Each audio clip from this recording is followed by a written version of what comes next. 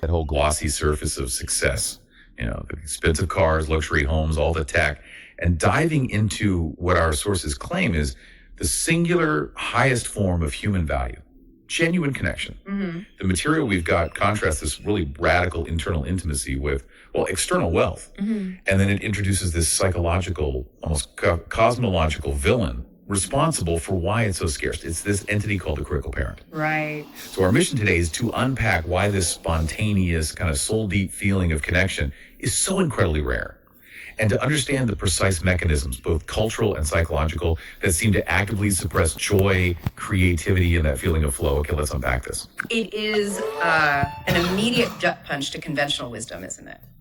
The sources set up this value hierarchy that feels almost, anti-capitalist, like you said.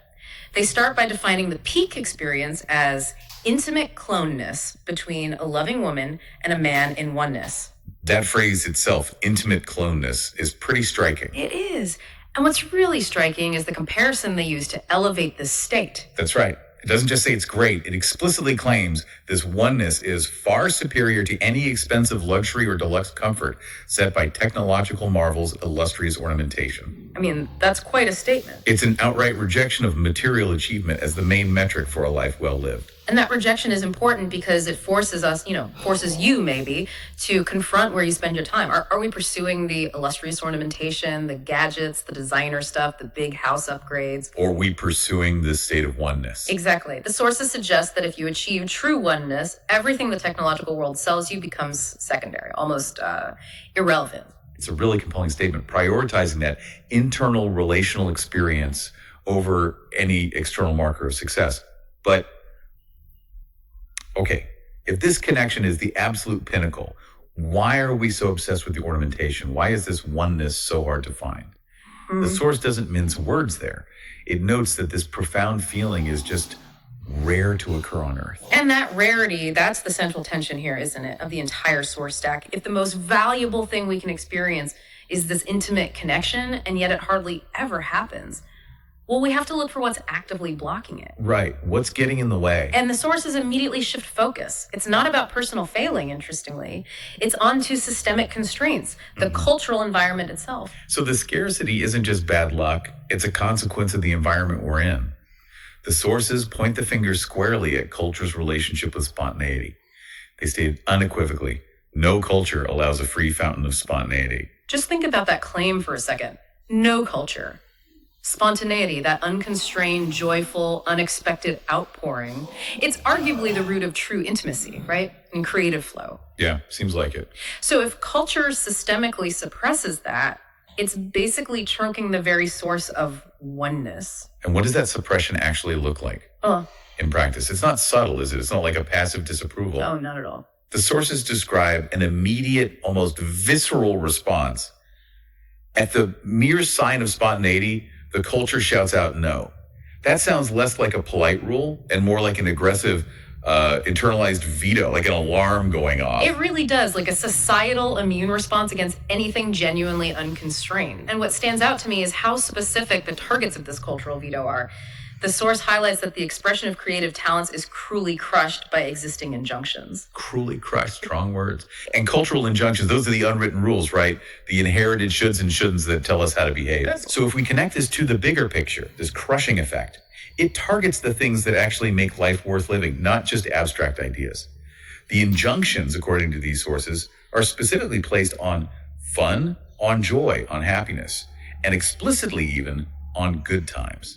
That's profoundly important, I think. It's not just about structure or discipline keeping things in line. It seems to be the active suppression of enjoyment itself. Wow. Think about how we socialize kids, maybe, or how we treat leisure as adults. Are you ever allowed to just have good times without feeling a bit guilty or without that pressure to monetize it or optimize it somehow? That's a really good point. There's always that should. The source suggests the answer is a resounding no, and that this cultural suppression keeps us too constrained, too serious, and therefore too disconnected to actually achieve that state of oneness. Which makes the leap into the psychological part even more critical. If culture is the external thing shouting no, we need to know what internalizes that shout. And here's where it gets really interesting. because the source identifies a specific agent responsible for this suppression, this psychological mechanism they call the critical parent. Ah, yes, the critical parent. It's essentially the psychological heir to all those cultural injunctions we just talked about. So it takes the external rules and puts them inside our heads? Pretty much. It's the internalized force that says, oh, this is too easy or too fun, too loud, too unproductive. It is basically the entity that simply does not tolerate those good times. It turns that external social pressure into internal, often quite merciless self-criticism. Okay, but we're not just talking about healthy self-reflection here, are we? Because self-reflection helps us grow, right? This critical parent, as described in the sources, sounds more like an agent dedicated purely to control, to elimination almost. That's a crucial distinction, yeah. The critical parent is described as particularly hostile toward what the source calls latent creativity. Latent creativity. So, potential. Exactly. And this isn't just about painting or writing a novel. It's the spontaneous life force that you need for that free fountain of spontaneity we mentioned earlier. The critical parent is fundamentally threatened by that potential. Okay, so how does this internal warden operate then? If creativity is threatened, how does the critical parent manage to shut it down without us even realizing it's happening? Well, the source material identifies the method as using subtle maneuvers that the child cannot figure out. Subtle maneuvers. Yeah.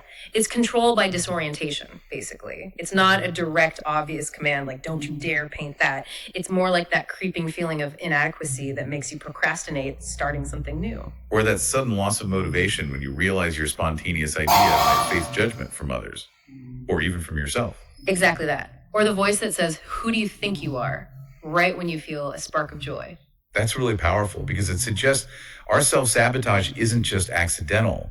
It's a mechanism deliberately designed to subject our creative impulse to vulnerability. Mm-hmm. So we end up confusing the critical parent's subtle moves with our own lack of discipline or maybe some inherent inability we think we have. Right. And then we give up on the idea of deep connection, maybe, because that internal critic has already convinced us we're unworthy of it, or that the effort is just too dangerous, too exposing. Putting everything down. Exactly. And this is where the sources really elevate the stakes dramatically. We move beyond general psychology here and into this almost cosmological framing to explain the sheer power and systemic nature of this control. Right. They take creativity itself and elevate it to the highest possible status, calling creativity God's gift. Quite a claim. So if spontaneous creative flow, which the source is linked to joy, fun, and ultimately intimacy, if that's a divine endowment, then what is the nature of the force opposing it? Well, in direct opposition to God's gift, the critical parent is labeled very specifically as Saturn's control mechanism. Wow. Okay. Saturn's control mechanism. That shifts the entire conversation, doesn't it? We've gone from an internal voice to some kind of astronomical controlling entity. For listeners who might not immediately get the metaphorical weight, why Saturn? What's the significance there? Well, what's fascinating here is the symbolism, right? Mm-hmm. In classical mythology and astrology too, Saturn governs things like time, structure, boundaries, constraint, restriction. Limits, authority. Exactly. It imposes gravity, necessary limits. Yeah. So if spontaneity and flow are seen as divine, maybe like Neptunian or Uranian, then Saturn's mechanism is the opposite. It's the imposition of rigid, restrictive structure. And it seems designed to slow down or outright stop that flow. Okay. The source uses this powerful metaphor to explain why the critical parent feels so relentless sometimes, maybe so inescapable. It's not just framed as a bad habit you picked up. It's positioned as this planetary fundamental principle of limitation acting directly against the creative impulse. So let's connect this back to the bigger picture then. The entire conflict is being framed as the divine, life-affirming spontaneity God's gift, being actively opposed by the deep, restricting structure of Saturn's control mechanism, which is the critical parent. That's the idea. And the source implies that this structure exists solely to ensure that the free fountain of spontaneity is never truly unleashed. And if that spontaneity is never unleashed, then the opportunities for that intimate cloneness between a loving woman and a man in oneness, they just collapse. They dry up. Yeah, it ensures that the highest non-material value remains rare, keeping society focused perhaps on acquiring the expensive luxury or deluxe comfort instead. The system maintains its structure by preventing us from realizing that deeper, maybe more threatening form of fulfillment. This gives us a completely different lens, really, to view our own daily struggles through. It means that the rarity of intimate connection isn't just a fluke. It might be the intended outcome of these deeply embedded control systems, both the external cultural injunctions and these internalized psychological mechanisms, all designed potentially to eliminate the very joy required for that connection. And the most insidious element, as the source really emphasizes, is the subtlety of those maneuvers. Right, the ones the child can't figure out. Exactly. The control mechanism doesn't announce itself loudly as Saturn or the critical parent. It just sounds like your own critical voice, your own reason, your own doubt, ensuring that when you encounter that moment of latent creativity or spontaneous joy, you immediately squash it yourself before it threatens the established order. It's a really compelling narrative, viewing internal self-criticism not just as like bad habits or low self-esteem, but as part of a pervasive planetary control structure designed to keep us from our divine gift of creativity and therefore from our deepest intimacy. So we started with the immense non-material value of intimate oneness. We've traced its scarcity all the way back to these cultural and cosmic injunctions that suppress good times. We have to recognize, according to this source at least, that this is a system potentially designed to preserve the value of the ornamental world. Because if you achieve oneness, maybe you stop buying so much of what the market is selling. Interesting point. Less consumption needed. Perhaps. Therefore, the critical parent, acting as Saturn's mechanism, maybe its function is to keep you perpetually slightly miserable, or at least slightly restrained, slightly lacking something, so you keep searching outside yourself. Okay, this leaves us with a really provocative final thought prompt for you, the listener, to mull over. 𝗣𝗜𝗡𝗡𝗓𝗧𝗘, and the critical parent is the active Saturn's control mechanism operating inside your own mind. What actually changes when you start to recognize those specific, subtle maneuvers that are suppressing your own spontaneity? What happens when you stop confusing that critical voice with your own true judgment or intuition?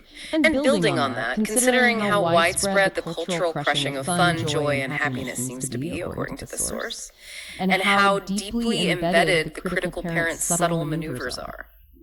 What is the single, tangible first step you would need to take to actively protect just one spontaneous moment this week? Just one moment. Just one. What does it actually look like in practice to consciously choose good times, even small ones, over Saturn's demanding structure? Maybe think about that as you navigate your own internal critics in the days ahead.